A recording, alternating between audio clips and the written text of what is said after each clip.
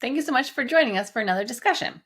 So, today we're going to tackle the topic of artistic versus creative and the misconception we are finding a lot of people have. Okay, goodness. I just knew we had to make an episode after hearing three different people mention within 1 week about they didn't think that they were particularly, artistic and creative, and they used it like as if it was the same thing. So it just really made me reflect on, the differences and the similarities, between, the two.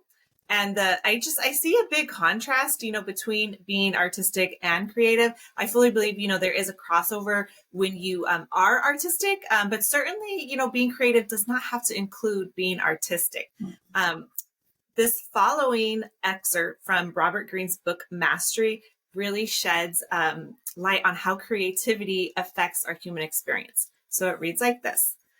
The human mind is naturally creative, constantly looking to make associations and connections between things and ideas. It wants to explore, to discover new aspects of the world, and to invent. To express this creative force is our greatest desire, and the stifling of it is the source of our misery. What kills the creative force is not age or lack of talent, but our own spirit, our own attitude. We become too comfortable with the knowledge we have gained in our apprenticeships. We grow afraid of entertaining new ideas and the effort that this requires. To think more flexibly entails a risk. We could fail and be ridiculed. We prefer to live with familiar ideas and habits of thinking, but we pay a steep price for this. Our minds go dead from the lack of challenge and novelty. We reach a limit in our field and lose control over our fate because we become replaceable. Oh, that was so good, Kendra. I'm really glad we're discussing this today. It's a great topic. Okay, so let's break it down, these two characteristics. Being artistic, it can include a lot of talents that are often celebrated and admired. Works of the arts like drawing, painting, sculpting, calligraphy. There's performing arts, poetry, musicians, songwriting, novelist, and also things like culinary arts, interior design, hair and makeup, dressing, and fashion. These are indeed specific niches that within their own arena certainly pull from a creative and artistic space. So for me as an adult, I was thinking about this topic and I actually experienced most of my artistic self as a nurse, if you can believe it.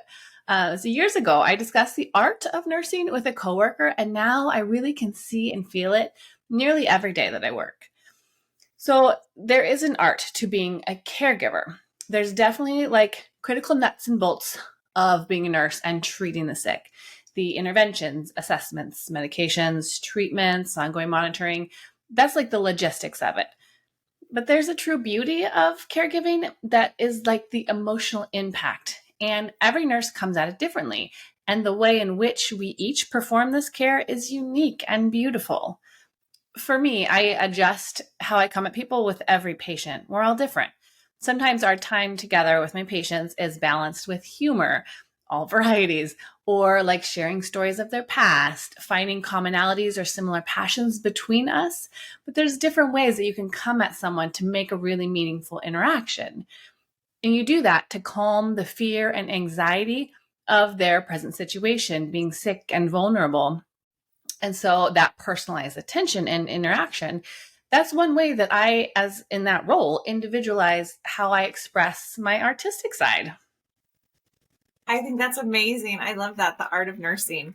That's great. It sounds like a book title, right? Probably will be. One, yeah.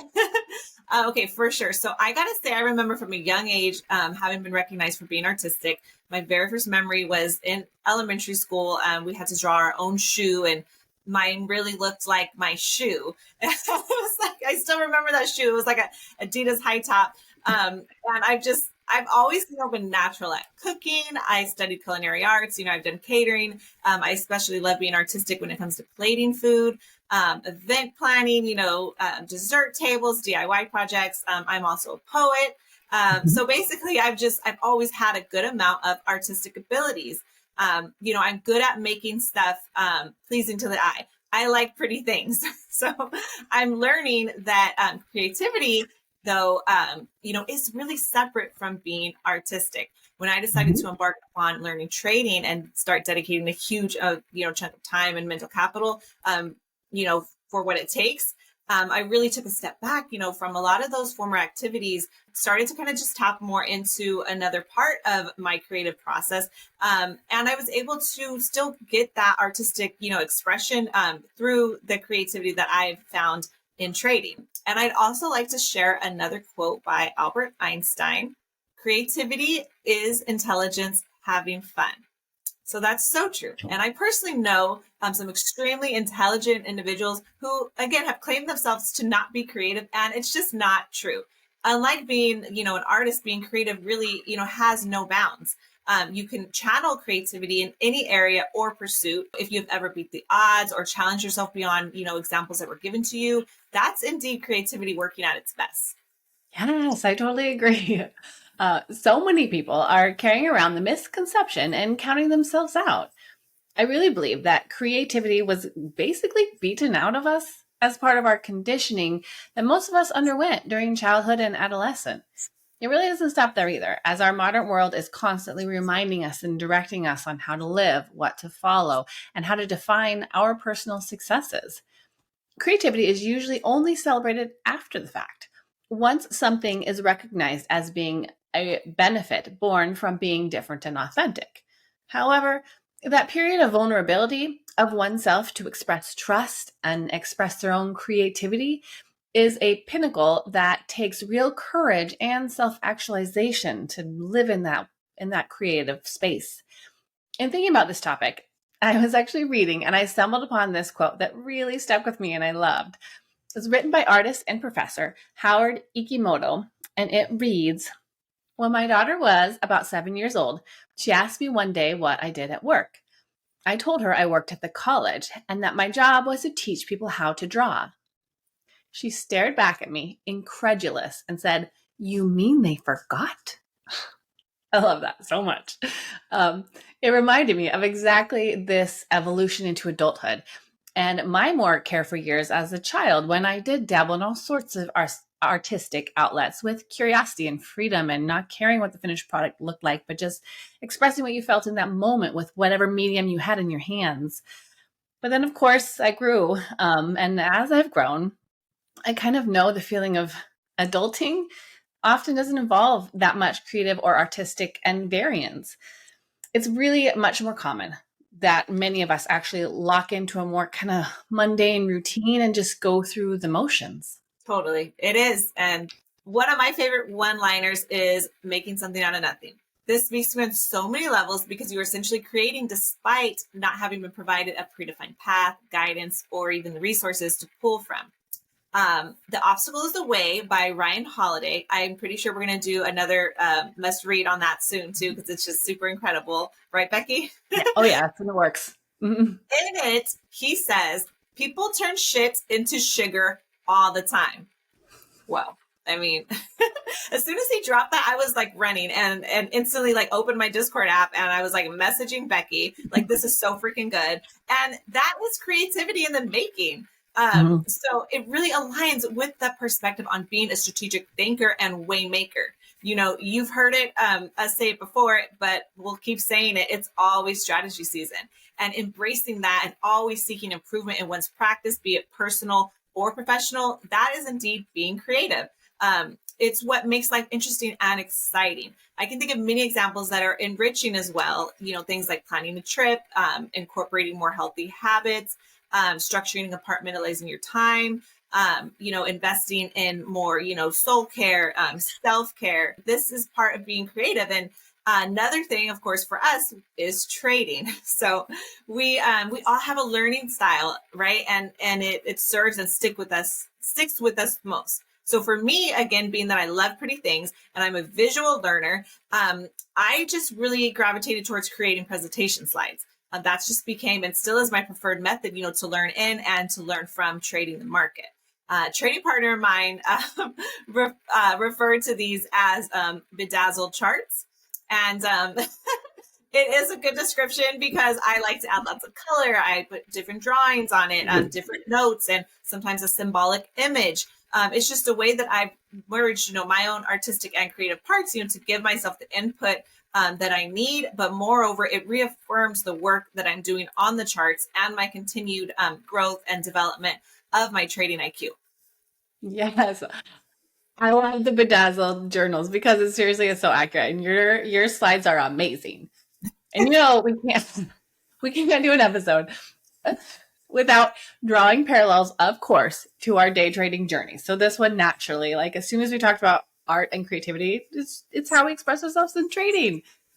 Okay, so Kendra and I, we both have been pretty creative throughout learning to trade. And it's served us. So it's served in how we have approached and reapproached our trading methods over the years. We've both been in this game about 3 years. So there's a huge amount of flexibility and adaptability that's necessary when it comes to any extremely challenging quest. There's no way that either of us would still be in the game had we not desired to create better, calculated, strategic ways so that we can win more than we lose. Making these pivots and adjustments has given me the opportunity to start to optimize my potential and my abilities. So I'm really inspired by other trading friends who are just as hungry as I am and are constantly creating and innovating better practices to improve their processes too. Just the other day, my good friend Peter, he realized something that he really needed to work on, and he created this whole awesome thing and shared it with us. I'm like, that's so helpful. We're running through how we can improve our game and sharing it. All of us do it.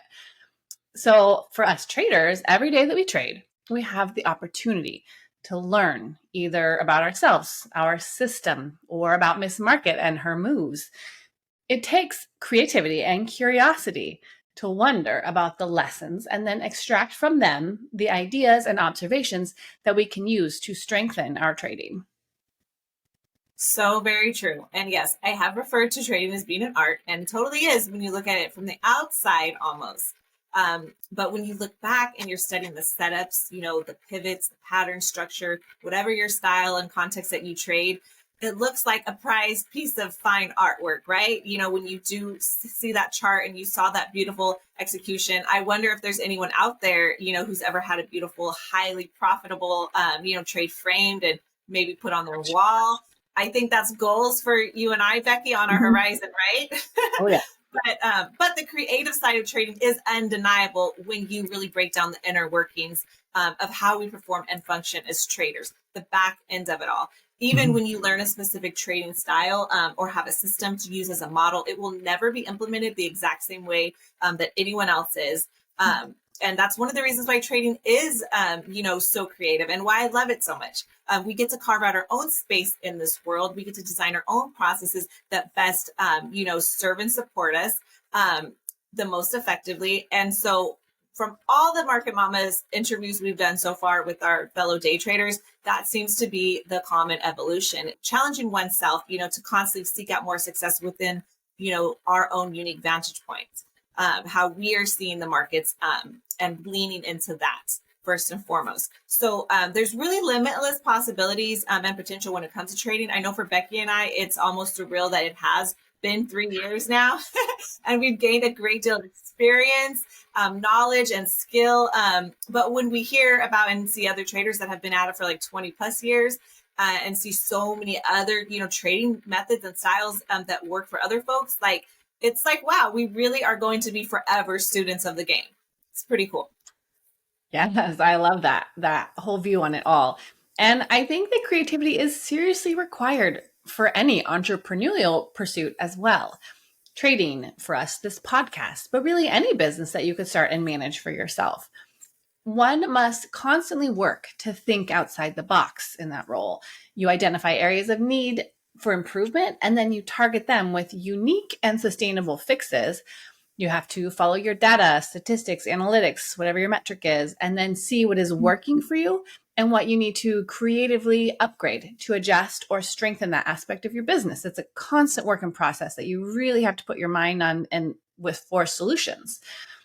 I would say equally with Market Mamas and my trading that I am purposely trying to engage my more open and creative side of my brain to keep that growing going. With creativity, I believe that growth can have much more momentum and opportunity. It really opens doors wider than just if you lock yourself into a certain system and that's all you do. There's so much more. So I read this other quote from a businessman from the mid 1900s. His name was Ed McCabe, and he said, "Creativity is one of the last remaining legal ways of gaining an unfair advantage over the competition." Okay, so that's funny, but also it's so right. And it's truly beautiful and an inspiring way to level up whatever your game is.